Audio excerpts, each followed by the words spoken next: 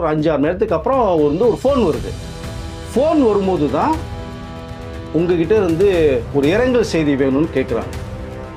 Shock. இரங்கல் செய்தியா? யாருக்கு? நான் எதுக்கு தரணும் அப்படிங்கும் போது, இல்லை பாக்கியராஜ் அவர்கள் வந்து இறந்துட்டாங்க காலையில், அதுக்கு நீங்கள் தானே அவர் தான் அறிமுகப்படுத்துறதுல உங்களுக்கு இரங்கல் செய்தி. அப்படியே அப்போது பாக்கியராஜில் போகணுமா வேணாமான்னு ஒரு குழப்பத்தில் இருக்காங்க. போகலான்னு முடிவெடுத்து காரில் போகிறாங்க.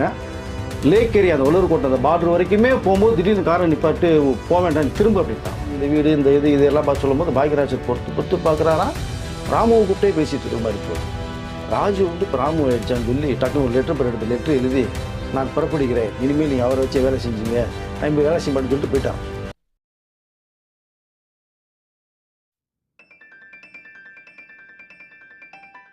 மூத்த பத்திரிகையாளர் வெங்கடேஷ் சார் நம்மள நினைச்சிருக்காரு. வணக்கம் சார். வணக்கம் சார். பாக்கியராஜ் அவருடைய இறப்புக்கு அப்போ வந்து பார்த்தீங்கன்னா ஊர்வசி வந்து ஒரு விஷயம்லாம் ஷேர் பண்ணிக்கிட்டாங்க. அவங்களுக்கு வந்து பார்த்தீங்கன்னா அதிர்ச்சியாகி அவங்களுக்கு ஒரு பிரச்சனையாச்சுன்னாங்களே, என்ன ஆச்சு ஆக்சுவல்? இல்லை, அதாவது நிறைய பேர் கலந்துட்டு நம்ம பார்த்தோம் பாக்கியராஜோட இறுதி சடங்கில். அதில் நிறைய சர்ச்சைகள் உள்ளான செய்தியை நம்ம பார்த்தோம்.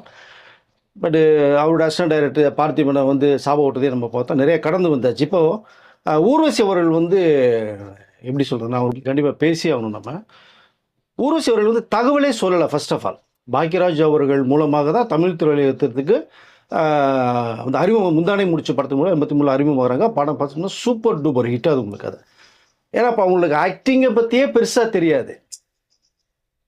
அதாவது ரொம்ப சின்ன வயசு, நடிக்கவும் தெரியல, ஒன்றும் தெரியல. பாக்கியராஜ் அவர்கள் தான் ஊர்வசி அவர்களுக்கு அந்த சேரீ கட்டுறதே தெரியல. முதல்ல சேரீ கட்டுறதுலேருந்து அவங்களுடைய எப்படி நடக்கணும் ஆக்டிவிட்டிஸ் வந்து ஒரு நடிகையாக என்னை வந்து கொண்டு வந்து இன்றைக்கி நான் கிட்டத்தட்ட ஒரு 500 படங்களுக்கு மேலே நான் பண்ணியிருக்கேன். ஒரு நடிகையாக இருக்கேன், பல விருதுகள் வாங்குறேன்னா அது வந்து ஃபஸ்ட்டு காரணம் கே பாக்கியராஜ் அவர்கள். அவர் இல்லைன்னா அந்த ஊர்வசி கிடையாது. இப்போ அப்போ வந்து லலிதா, பத்மினி, ராகினின்னு 3 பேர் இருந்தாங்க எம்ஜிஆர் காலத்தில், சிவாஜி காலத்தில். 3 சகோதரிகள் 3 பேர் படத்தில் பண்ணாங்க. அதே மாதிரி அதற்கு பிறகு எனக்கு தெரிஞ்சவரை பார்த்தீங்கன்னா ஊர்வசி ஃபேமிலி தான். கல்பனா, இந்த கலாரஞ்சினி அண்டு நம்ம ஊர்வசி. ஸோ 3 பேருமே வந்து இந்த படங்கள் நடித்தாங்க. பாக்கியராஜ் அவர்கள் வந்து மறைவு வந்து ஏற்றுக்கவே முடியல ஒரு விஷயத்த சொல்கிறேன். அது எப்படி அவங்களுக்கு தகவல் போகுதுன்னா, இங்கே வந்து சத்யஜோதி ஃபிலிம்ஸ் வந்து நம்ம ஆனந்த் சங்கர் வந்து இயக்கத்தோட படம் இப்போ வந்து ஷூட்டிங் போயிட்டுருக்கு. அதில் கலந்துக்கிறது சென்னை வந்திருக்காங்க. ஸோ பிரசாத் ஸ்டுடியோவில் ஷூட்டிங் போயிட்டுருக்கு. பாக்கியராஜ் அவர்களுடைய மரணம். ஏன்னா பாக்கியராஜுடைய 50வது வருட அந்த விழா எடுத்தது, பாண்டியராஜ் அவர்களுடைய அந்த ஆடியோ லான்ச் பேசுனது, ஊர்வசி அவர்கள் சமயத்தில் சந்தித்த விஷயங்கள் ஒன்று இருக்குது. இங்கே ஊர்வசி அவர்களுக்கு வந்து அந்த படைப்பிடி அதான் ஷூட்டிங்கில் வந்து யாருமே சொல்லலை. பாக்கியராஜ் அவர்கள் இறந்து போனதை சொன்னாங்கன்னா டோட்டலாக அப்செட் ஆயிடுவாங்க. ஏன்னா இவங்க எந்த ஒரு அதாவது 2-3 வார்த்தை பேசினாலே அதில் ஆட்டோமேட்டிக்காக பாக்கியராஜ் அவர்களுடைய அந்த பேர் வந்துடும். இதுக்கு ஒரு வந்து சின்ன உதாரணம் வந்து, நான் ஒரு படம் பண்ணிகிட்டு இருக்கும்போது யாருன்னு ஊர்வசி அவர்கள் ஒரே ஒரு சீன் தான் கெஸ்ட் ரோல் பண்ணாங்க. ஒரு சீன் தான் முடியுமான்னு கேட்கும்போது அவன் வந்து அப்படி என்ன சீன் அப்படின்னா, ஒரு சீன் சொன்னோன்னே இப்போ இதுக்கு நான் தான் வேணுமா அப்படின்னா, அவங்க ரெக்கமெண்டேஷன் பார்த்தீங்கன்னா கோவை சரளா இன்னும் நல்லா இருக்குன்றாங்க. மேடம் நீங்கள் இல்லைன்னு சொன்னீங்கன்னா கோவை சரளா, பட் நீங்கள் என்ன ஓகே அப்படிங்கும்போது வந்தாங்க. அப்போ தான் அவங்கள்ட்ட நேரடியாக பேசி பழகின பண்ணும்போது அப்பவும் பாக்கியராஜ் அவர்களை பற்றி நிறைய விஷயங்கள் பேசினாங்க. ஒரு சீனுக்கு ஊர்வசி நீங்கள் வேணும்னு கேட்குறீங்கன்னா, அப்போது நான் யார் அப்படின்னா எனக்கு உருவாக்குனது பாக்கியராஜ். அவங்க சுற்றி அங்கே தான் போய் நிற்பாங்க எது தொட்டாலுமே. ஏன்னா கமலஹாசன் அவர்களே வந்து எவ்வளோ பேர் நடிகர் உங்களுக்கு உலக நாயகன், அவரும் நடிக்கிறது பயப்படுவாங்க. அவர் ஒருத்தரோடு நடிக்கிறதுக்கு பயப்படுறதுனா ஊர்வசி தான் சொல்லுவார். அவர்ப்பா அது பிசாசு மாதிரி நடிக்கும்ப்பா, அதுக்கிட்ட நம்ம ஒன்றும் பண்ணவே முடியாது. நீங்கள் மைக்கேல் மேலே காமராஜர்லாம் பாருங்கள், கமலஹாசனை தூக்கி சாப்பிட்டு போயிடுவாங்க ஊர்வசி. ஸோ அப்போது அவங்க சொல்லும் போது பார்த்தா கமலஹாசன் பயப்படுறாரு அப்படின்னா அவர் பயப்படுறதுக்கு காரணம் வந்து கே பாக்கியராஜ். அவங்க எங்கே சுற்றி ஒரு விஷயத்தை இருந்தாலும் பாக்கியராஜ்கிட்ட போய் பிடிப்பாங்க. அப்போது இங்கே வந்து ஷூட்டிங்கில் கலந்துட்டு இருக்காங்க. பாக்கியராஜ் இறப்பு செய்தி வந்தாச்சு காலையிலே, அவர் வந்து ஹார்ட் அட்டாக்ல இறந்துட்டாங்க. இவங்க 9 மணிக்கெல்லாம் ஷூட்டிங் போயிட்டாங்க. பட் அந்த செய்தியை சொல்லவே இல்லை யாருமே. சொன்னால் டோட்டலாக அப்செட் ஆயிடுவாங்க, அது வந்து மீண்டு வர முடியாது. இங்கே இன்னொரு பக்கம் ஷூட்டிங் வேறு, அது ஒரு ஸ்பாயில் ஆகும். ஏன்னா காம்பினேஷன் நிறைய இருக்குது. ஊர்வசி அவர்கள் மெயின் ரோலு. அப்போது எப்படி யோசிக்கலான்ட்டு யாருமே இப்போதைக்கு சொல்ல வேணாம், அது ஒரு டைம் வரும் சொல்லலாம்னு சொல்லி ஏற்கனவே ஒரு படம் எல்லாமே சொல்லும் போது வெயிட் பண்ணுறாங்க. ஆனால் ஊர்வசி அவர்களுக்கு அந்த மிடில் ஒரு ஃபோன் வருது. கிட்டத்தட்ட ஒரு 5-6 மணி நேரத்துக்கு அப்புறம் வந்து ஒரு ஃபோன் வருது. ஃபோன் வரும்போது தான் உங்ககிட்ட இருந்து ஒரு இரங்கல் செய்தி வேணும்னு கேட்குறாங்க. ஷாக்கு. இரங்கல் செய்தியா? யாருக்கு? நான் எதுக்கு தரணும் அப்படிங்கும் போது, இல்லை பாக்கியராஜ் அவர்கள் வந்து இறந்துட்டாங்க காலையில், அதுக்கு நீங்கள் தானே அவர் தான் அறிமுகப்படுத்துறவங்கள, உங்களுக்கு இரங்கல் செய்தி. அப்படியே ஃபோனை கீழே போட்டு டோட்டலாக ஆஃப் ஆகிறாங்க. என்ன சொல்கிறீங்க, பொய் சொல்கிறீங்களா, என்ன சொல்கிறீங்க அப்படின்னு திரும்ப திரும்ப கேட்குறாங்க. இல்லைங்க, பாக்கியராஜ் அவர்கள் கால் ஹார்ட் அட்டாக்ல இறந்துட்டாங்க. உங்களை எங்கெங்கேயோ தெரினா நீங்கள் இங்கே சென்னையில் ஷூட்டிங் இது மாதிரி தகவல் வந்தது. அதனால தான் உங்கள்கிட்ட, ஏன்னா ஃபஸ்ட்டு நீங்கள் அறிவு பண்ணி நிறைய விஷயங்கள் நீங்கள் பேசியிருக்கீங்க பாக்கியராஜ் அவர்களை பற்றி. சமீபத்தில் கூட நீங்கள் பேசுனீங்க. அப்படிங்கும்போது அவங்க நல்லா ஒன்றும் பேச்சு மூச்சே இல்லையா, சத்தம் போட்டு பேசுகிறாங்களாம். ஷூட்டிங்கில் எல்லாம் இங்கே வந்து ஷூட்டிங் நடந்துருக்கு, எல்லாருக்கும் பார்த்தாச்சு. ஊர்வசி மேடத்துக்கு தெரிஞ்சிருச்சு விஷயம் அப்படின்னு அவங்கள ஆசுவாசப்படுத்தி, அப்புறம் அவங்க இந்த இரங்கல் செய்தி கேட்டோன்னு அப்புறம் பேசுகிறேன்னு சொல்லி வச்சுட்டாங்க. அப்புறம் பேசுகிற ஒரு செய்தியும் இருக்குது. இவங்க எல்லாமே ஒரு டோட்டலாக ஆஃப் ஆகி அப்படியே அழுதவங்க அழுதுகிட்டே இருக்காங்களா, டோட்டலாக ரிலீஃப் ஆகலை. என்னால் இப்போ நடிக்க முடியாது, நான் உடனே என்னை வந்து ஏதோ காரை கொடுத்து என்னை அமுச்சு வைங்க, எனக்கு ஒன்றுமே புரியல, கை காலெலாம் உதற ஆரம்பிச்சிட்டாங்க. அப்போ டைரக்டர் வந்து மற்ற டெக்னீஷியன் கோ ஆர்டிஸ்ட் வந்து பார்த்து, மேடம் இப்போ நீங்கள் போனீங்கன்னா இங்கேயே இவ்வளோ ஆஃப் ஆகிறீங்க, நீங்கள் தனியாக அவங்களை அனுப்புறது பெரிய விஷயம் இல்லை, இங்கே போனோம்னா கூட நீங்கள் டோட்டலாக அதுலேயே இருப்பீங்க, நீங்கள் தயவுசெய்து நீங்கள் போக வேணாம், இங்கே கூட நடிக்காமல் போங்க, பேசாமல் உட்காருங்க, நீங்கள் உங்களுக்கு பாதுகாப்பாக நாங்கள் இருக்கோம் அப்படின்னு ஊர்வசி அவர்களை தேத்தி விட்டு அந்த அந்த அந்த செய்தியிலேருந்து கொஞ்சம் அப்படியே ரிலீஃப் பண்ணி கூப்பிட்டு வர்றாங்க. நான் சுற்றி ஞாபகம் உங்களுக்கு போகுது. சரி, பாக்கியராஜ் அவர்களுக்கு போகலாம் அப்படிங்கும்போது அவங்களோட நினைவுகள் புறம் பார்த்தா பாக்கியராஜ் இந்த பேசுனது, நின்னது, நடந்தது, பழைய சம்பவங்கள், இந்த கோட் ஷூட்டு பண்ணது, எப்பவுமே அவர் கட்சி இப்போ வச்சுக்கிட்டே இருப்பார் பாக்கியராஜ். அது பேசும்போது ஸ்மைலிங் கூட பேசுகிற ஒரு ஸ்டைலே ஒரு தனியாக இருக்கும் பாக்கியராஜ். அதுதான் ஞாபகத்துக்கு வருது எனக்கு. அப்போது பாக்கியராஜில் போகணுமா வேணாமான்னு ஒரு குழப்பத்தில் இருக்காங்க. போகலான்னு முடிவெடுத்து காரில் போகிறாங்க. லேக் ஏரியா அந்த வள்ளூர்கோட்டை அந்த பார்டர் வரைக்குமே போகும்போது திடீர்னு காரை நிப்பாட்டு, போக வேண்டாம் நீ திரும்ப அப்படின்ட்டாங்க. மேடம் இவ்வளோ தூரம் வந்தாச்சு, உங்கள் குருநாதர் நீங்கள், தமிழ் இண்டஸ்ட்ரி நீங்கள் இவ்வளோ தூரம் நீங்கள் தான் சொல்கிறீங்க, ஒரு பார்வை பார்த்துட்டு வரலாங்கும் போது என்னால் பார்க்கவே முடியாது பாக்கியராஜ் அவர்களை. அந்த உடலே அந்த கண்ணாடி பெட்டிக்குள்ளே பாக்கியராஜ் அவர்களோட என்னால் பார்க்க முடியாது. என்னுடைய நினைவுகள் எல்லாமே வந்து அவர் நடந்தது, பேசுனது, என் கூட பழகுனது, ஷூட்டிங்கில் எப்படி கலந்துட்டது, கோவப்பட்டது, சிரிச்சது, எனக்கு இதுதான் இருக்குது. கடைசியாக பார்த்தது கோட் ஷூட்டில் நான் பார்த்தேன் அவரை. எனக்கு அதுதான் எனக்கு இருக்கணுமே தவிர இந்த கண்ணாடி பெட்டிக்குள்ள அவர் உடலை போய் என்னால் பார்க்க முடியாது. இதுக்கு ஒரு சம்பவம் சொல்கிறாங்க. தம்பி அது சகோதரர் நினைக்கிறேன், அவர் இதுக்கு அவங்க அம்மாட்டே தகவல் சொல்லி அவங்க சொல்கிறதே வந்து எந்த நினைவுகள் இருந்தோமோ அப்படியே இருந்துட்டு போயிடலாம், பார்த்தா ரொம்ப கஷ்டமாக இருக்குன்னு. ஆனால் பாக்கியராஜனுடைய மரணத்தில் ஏற்றுக்கொள்ளவே முடியல என்னால் அப்படின்னு கிட்டக்க போனவங்க கூட போகலை. நான் பூர்ணிமா மேடத்துக்குலாம் நான் அப்புறமேல் நான் பேசிக்கிறேன், செஞ்சுக்கிறேன்னு சொல்லிட்டு அது வந்து பாரதிராஜ் அவர்களையும் சொல்கிறாங்க. 83 வயசில் பாரதிராஜ் அவர்கள் இறந்து போனது ஒரு செய்தி. பட் ஆண்டு அனுபவிச்சுட்டாரு, நல்ல வசதி வாய்ப்புகளோட இருக்காங்க செய்கிறாங்க. ஆனால் பாக்கியராஜ் சார் அப்படி இல்லை. ஸோ 73 வயசு தான், எந்த குறையுமே இல்லை. அந்த திடீர்னு இந்த ஹார்ட் அட்டாக் மறைங்கிறது என்னால் ஏற்றுக்கொள்ளவே முடியல. அதுதான் நாம சொல்கிறேன், பாக்கியராஜ் இன்ன வரைக்குமே என்னால் ஏற்றுக்கொள்ள முடியல. அவர்கிட்ட பேசுனது, பழகுனது, பழைய விஷயங்கள் ஞாபகம் எல்லாம் ஒன்று ஒன்றா வந்துட்டு இருக்கு. நமக்கே வருதுன்னா கூட இருக்கிறவங்களுக்கு, கூட நடிச்சவங்களுக்கு எப்படி வரும் உங்களுக்கு? அதை நம்ம பார்த்து பேசுனது தான் பாக்கியராஜ் அவர்கள். அப்போது அவர்கள் வந்து அதாவது திரும்பி போயிட்டாங்க வேண்டான்னு சொல்லி, அதுலேருந்து மீண்டே வர முடியல. அந்த ஒரு மிகப்பெரிய ஒரு விஷயத்தில் பேசும்போது தான் நான் ஷூட்டிங்கில் கலந்துட்டு இருந்தேன் சொன்னேன். எப்படி இந்த 3 சகோதரிகள் பண்ணது மாதிரி பார்த்தா, கல்பனாவை ஒரு படத்தில் அறிமுகப்படுத்தி சொன்னாங்க. பாக்கியராஜ் அவர்களை நிறைய பேசும்போது, என்ன அறிமுகப்படுத்திட்டீங்க, கல்பனா அவர்கள் வந்து உங்கள் டைரக்ஷன் பண்ணனா ஊர்வசியே நடிக்க வச்சுருக்கேன்னா என்ன நீ எப்படியாவது சொல்லும் போது தான் பாக்கியராஜ் அவர்கிட்ட சொல்லும்போது, கண்டிப்பாக அந்த மாதிரி கேரக்டர் இருந்ததுன்னா கண்டிப்பாக யூஸ் பண்ணலாமான்னு. ஸோ ஒரு கதை சிக்குது, ஹஸ்பண்ட் ஒய்ஃபு, அந்த ஒய்ஃப் வச்சு ஒரு கதை ரெடி பண்ணும்போது, அது சின்ன வீடுன்னு ஒரு படம் நீங்கள் பார்த்தீங்கன்னா தெரியும். அந்த வீடு கல்பனாக்கே உருவாக்கப்பட்ட ஒரு கதை அது. அந்த படமும் சூப்பர் டூப்பர் ஹிட்டாச்சு ஒரு கதை. ஸோ பாக்கியராஜ் படங்கள் எல்லாமே 100 days எலிஜிபிள் படம். அதில் கல்பனா அவர்களையும் வந்து அறிமுகப்படுத்துகிறாங்க. அப்புறம் கலாரஞ்சினி சிஸ்டர் வந்து அவங்களும் நிறைய படங்களில் பண்ணாங்க. ஸோ இந்த ஊர்வசி அவர்களுடைய இந்த ஒரு ஹிஸ்ட்ரி அவங்க கேட்கும்போது பார்த்தா, இப்போவும் அவங்ககிட்ட பேசும்போது வந்து என்னால் வந்து பாக்கியராஜ் அவர்களை அந்த அந்த நேரத்தில் பார்க்குறதுக்கு வைக்கிறதுக்கு முடியாதனால தான் நான் கடந்து போனேன் நான். ஆனால் நிறைய பேர் என்னை வந்து ஏன் போகலை, பாக்கியராஜ்லாம் நீங்கள் இல்லைன்னு சொல்கிறீங்க, பார்த்துருக்கணும்ல அப்படிங்கிற ஒரு தகவலை சொல்கிறாங்க. ஆனால் என்னால் அந்த பாக்கியராஜ் அவர்களே அந்த இடத்துல என்னால் பார்க்குறதுக்கு வாய்ப்பு இல்லை அப்படிங்கிற ஒரு விஷயத்தை தான் அவங்க சொல்கிறத பார்க்கும்போது, அதுதான் நிஜம் கூட நான் சொல்லிக்கல விரும்புகிறேன் சார் நடந்த. ஸோ இந்த நேரத்தில் ஊர்வசி அவர்கிட்ட பேசும்போது கூட ஒரு விஷயம் சொன்னாங்க, ஹஸ்பண்ட்கிட்ட இந்த தகவல் தெரியும் போது அவரோட திட்டுனார்ன்ற ஒரு விஷயத்தை ஒன்று சொன்னாங்க. இப்போ நீ இந்த நிலைமை காரணம் இருக்கிறதுக்கே வந்து இது பாக்கியராஜ் அவர்கள். ஏன்னா அவர் ஒரு படம் டைரக்ட் பண்ணிட்டு இருக்காரு, அவங்க கல்பனாவுடைய பொண்ணு இருக்குது, அந்த பொண்ணை வச்சு தான் இப்போ டோட்டலாக நியூ ஃபேஸோட படம் வந்து டைரக்ட் பண்ணிட்டு இருக்காரு. பட் பாக்கியராஜ் மேலே தனி மரியாதை. ஏன்னா பாக்கியராஜுடைய படங்கள் நிறைய படங்கள் இங்கே தமிழ் வந்து மலையாளத்தில் ரீமேக் பண்ணியிருக்காங்க. மலையாள படத்தை பாக்கியராஜ் அவர்கள் வந்து பார்த்து ரொம்ப ரசிச்சப்படுறாங்க. அதனால தான் நீங்கள் மம்முட்டி அண்ட் சுரேஷ் கோபியிலேருந்து திலீப்லேருந்து இங்கே வந்து இறுதியம் செலுத்திருப்பாங்க. காரணமே அதான். அவர் கணவர் எவ்வளோ சொல்லி கூட இவங்க வந்து என்னால் அது பாக்கியராஜ் சாராக பார்க்கவே முடியாது அந்த இடத்துல சூழ்நிலை, என்னால் தயவுசெய்து எல்லா பேரும் புரிஞ்சுக்குங்க அப்படின்னு சொல்லி தான் எல்லாருக்கும் விளக்கத்தை கொடுத்தாங்க. பட் இன்னமும் பாக்யராஜ் அவர்கள் என் கண் முன்னாடி அவர் பேசுறது நின்றது நடந்து என்னோட வாழ்ந்துட்டு இருக்காரு, அதுதான் நிஜம் அப்படிங்கிறதோட அவங்க சொல்லி முடிக்கிறாங்க. பட் அது ஒரு புறம், அதுதான் நிஜம்னு கூட சொல்லிக்கிறேன். உண்மையாக வந்து நம்ம நேசித்தவர்கள் வந்து அந்த அந்த என்ன சொல்ல இறந்து போன உடலை பார்க்க முடியாது கண்டிப்பாக. அது வந்து அந்த முகம் தான் ஞாபகத்துக்கு வந்துகிட்டே இருக்கும், டிஸ்டர்ப் ஆகிட்டே இருக்கும்.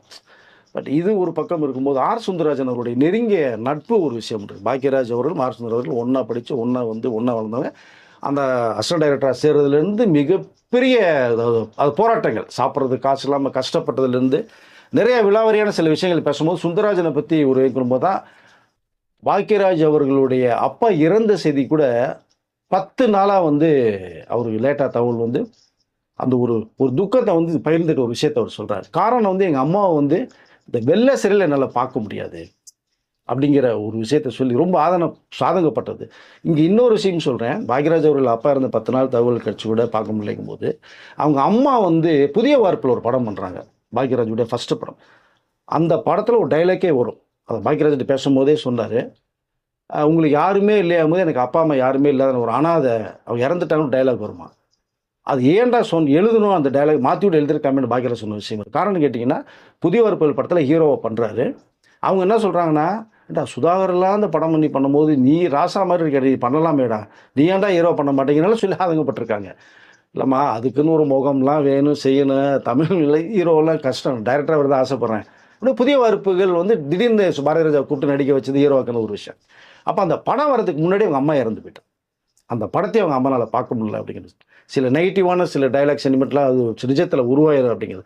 பட் இந்த புதிய வார்ப்புகள் சுந்தரராஜன் வந்து அந்த பணம் இல்லாமல் கொடுக்கும்போது அவங்க அப்பா இருக்கும்போது ஒரு கம்பெனியில் வேலை கடன் வாங்கி கொடுக்கப்பட்டு அனுப்பப்பட்டது. ஒரு நல்ல நட்புக்கு உதாரணமாக சுந்தரராஜன் அவர்களும் கே பாக்யராஜ் அவர்கள் இருந்தது நம்ம பார்த்தோம்னா அவர்களும் சில முரண்பான கருத்துக்கள்லாம் இருந்தது. பட் அதெல்லாம் இல்லை, பிரிவுங்கிறதே எங்களுடைய வாழ்க்கையிலே கிடையாது அப்படின்னாங்க. இன்றைக்கி அந்த பிரிவை என்னால் ஏற்றுக்கொள்ளவே முடியலைங்க அப்படிங்கிற. ஏன்னா பாக்யராஜ் வந்து எல்லாருக்குமே ஒரு ஃப்ளெக்சிபிளான ஒரு ஆள்.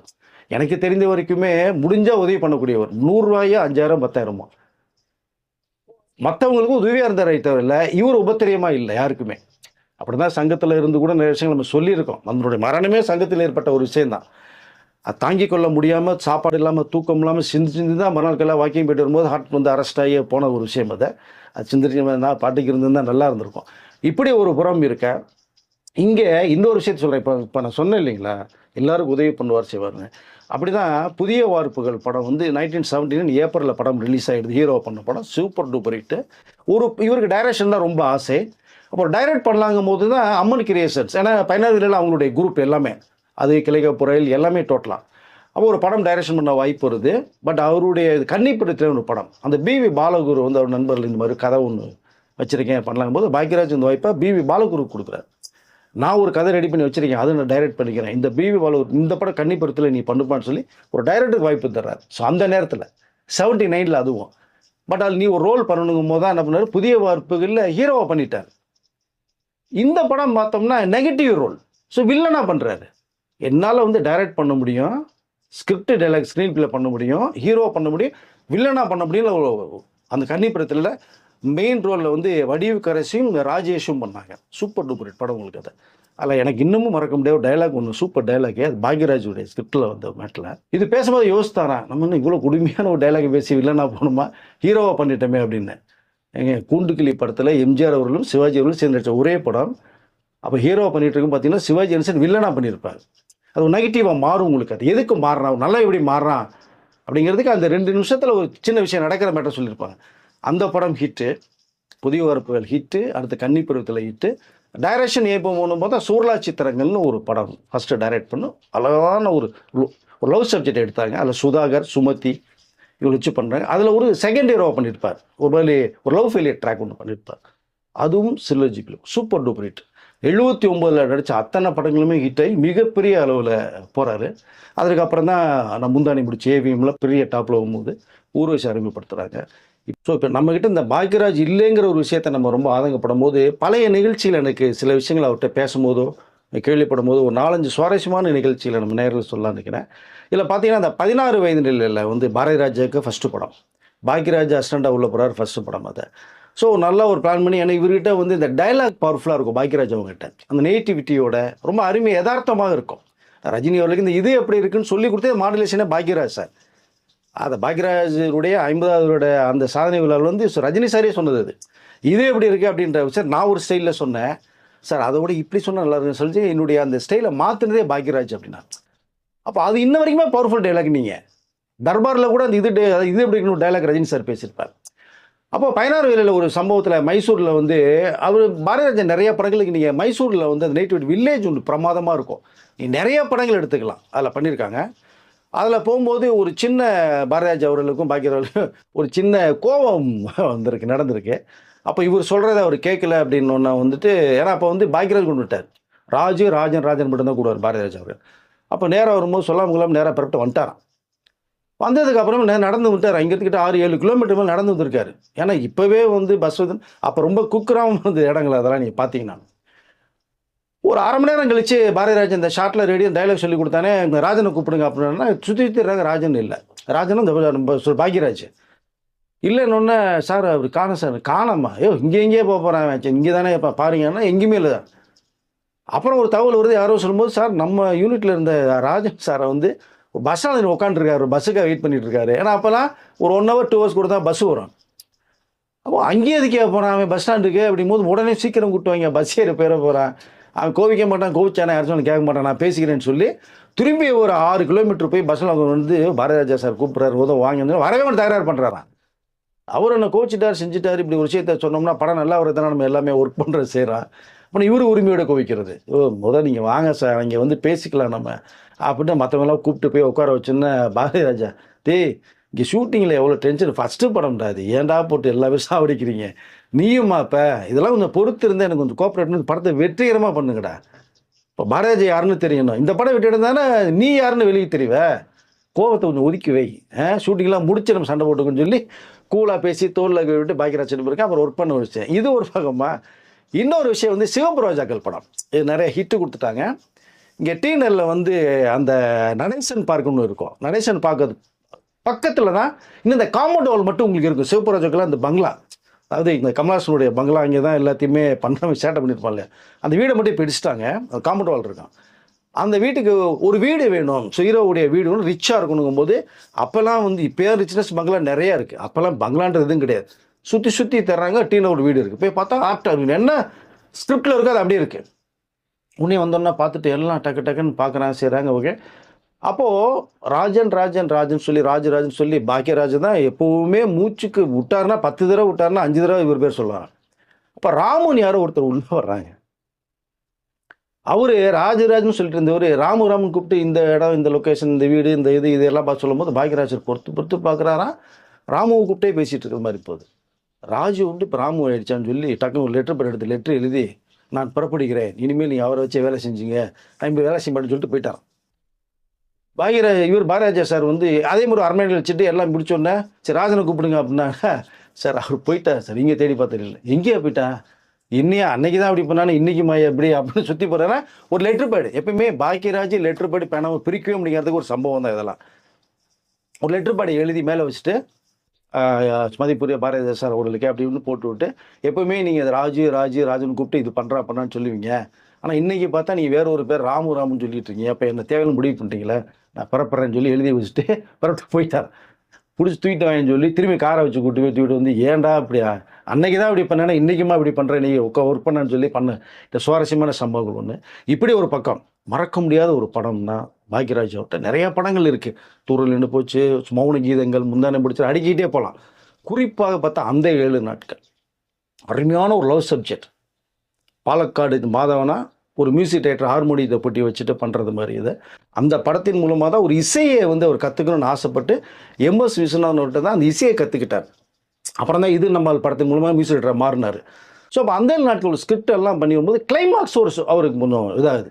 இப்போ நம்மளுடைய தமிழ் நேட்டிவிட்டி ட்ரெடிஷனல் ஒன்று இருக்குது. கொஞ்சம் மாறி எடுத்தோம்னாலும் ஆடியன்ஸ் வந்து டக்குன்னு மாறிடுவாங்க. ஆனால் கே பாலச்சந்தர் ஒரு ஸ்டைல் ஒன்று இருக்கும். அவர் என்ன சொன்னாரா, கே பாக்யராஜ் வேற, கே பாலச்சந்தர் வேறப்பா, அவர் ஸ்டைல்லாம் பண்ண முடியாது, அவர் பண்ணால் மக்கள் அக்செப்ட் பண்ணிக்குவாங்க. ஏன்னா நீங்கள் ஒரு அரங்கேற்றமோ ஒரு அபூர்வ ராங்களோ இதெல்லாம் வந்து அக்செப்ட் பண்ணிக்குவாங்க. நம்ம வந்து பாக்யராஜ் சொன்னால் எப்படிப்பா அதை அப்படின்னு சொல்லி யோசிக்கும் போது அவர் யோசனை பண்ணுறாரா. அப்போது டைலாக் ஒன்று வரும். நீங்கள் அந்த படம் பாருங்கள். தான் விரும்பின ஒரு பொண்ணு அந்த பொண்ணுனால தான் இவர் நல்ல வசதி வாய்ப்புகளோட வரது மாதிரி ஒரு சீனை மாற்றிருப்பார். கடைசியில் அந்த பொண்ணு எடுத்து கல்யாணம் ஆயிடும். ஆனாலும் பாக்யராஜ் ஒரு பீரியடுக்கு மீட் பண்ணும்போது அந்த காதலை மறக்க முடியாமல் வாழ்ந்துட்டு இருக்க ஒரு character, heroine character. Husband Rajesh, lover K Bhagyaraj. அந்த கேரக்டர் வந்து அம்பிகா அவர்கள். அம்பிகா அவர்கள்ட்ட பேசும்போது நான் வந்து உங்க கூட தான் வருவேன்னு கடைசியில் கிளைமாக்ஸ் பண்ணும்போது வந்து ராஜேஷும் வந்து எல்லாம் புரிஞ்சுக்கிட்டு அந்த லவ்வை சேர்த்து வைக்கிறது மாதிரி கொண்டு போவாங்க. இப்போ பாக்யராஜ் டைலாக் இருக்கும், என்னுடைய காதலி உங்களுக்கு மனைவி ஆகலாம், ஆனால் உங்கள் மனைவி வந்து எனக்கு காதலியாக மாற முடியாது சேட்டா அப்படின்றது மாதிரி சொல்லி, இது வந்து இது அவ்வளோ சரியாக வராது இது, அதுவும் நம்மளுடைய இந்த தமிழ் கலாச்சாரத்துக்கு செட் ஆகாது அப்படிங்கிற மாதிரி ஒரு டைலாக் ராஜேஷ்ட பேசி முடிச்சுட்டு வருவார். அங்கே அம்பியா வந்து உங்களோட தான் வருவேன்னு ஒரே பிடிவாதமாக இருப்பான். அதனால் தன்னோட ஹஸ்பண்டை கவனிக்காமே இருக்கிற ஒரு கேரக்டர்.